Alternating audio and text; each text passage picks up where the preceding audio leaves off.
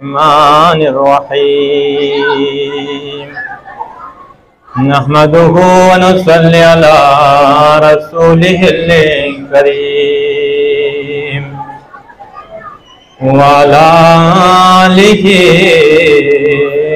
व अहलि बैतिहि त्ताहिरीन अल मासूमीन।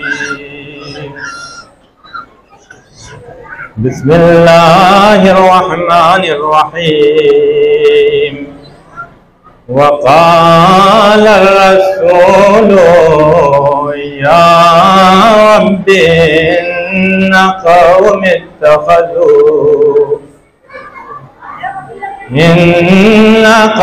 इत्तख़ज़ू हाज़ल क़ुरआन महजूरा।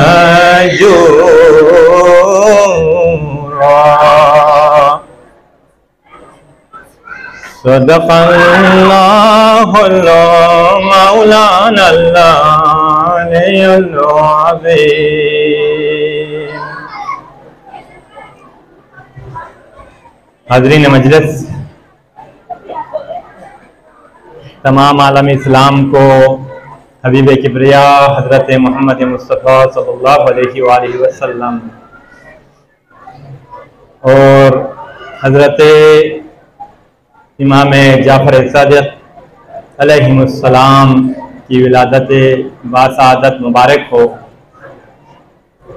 सबसे पहले मैं NSO का मशकूर हूँ कि उन्होंने इस पुरवकार तक़रीब को हम सब के लिए सजाया।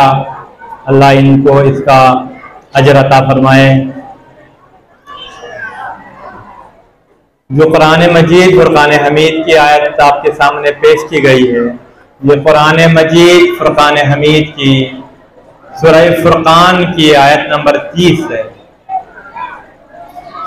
मुसलमान अपने निस्बत के हिसाब से बहुत खुशकिस्मत है, लेकिन आज के मुसलमान के अगर आप किरदार को देखते हैं तो ये मुसलमान इस ज़मीन पर बसने वाले अनफॉर्चुनेट, बहुत ही बदनसीब तरीन लोगों में से है।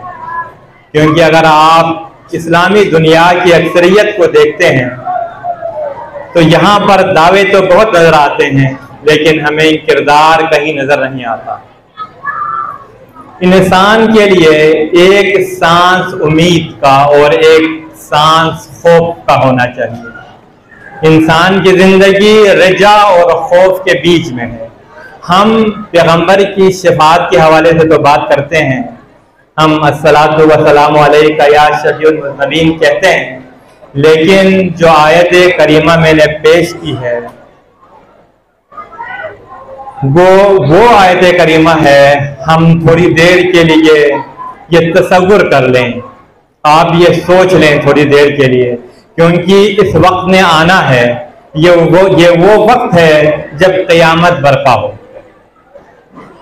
जब क़यामत बर्पा होगी और पूरी उम्मत हाजिर होगी पैगंबर के सामने।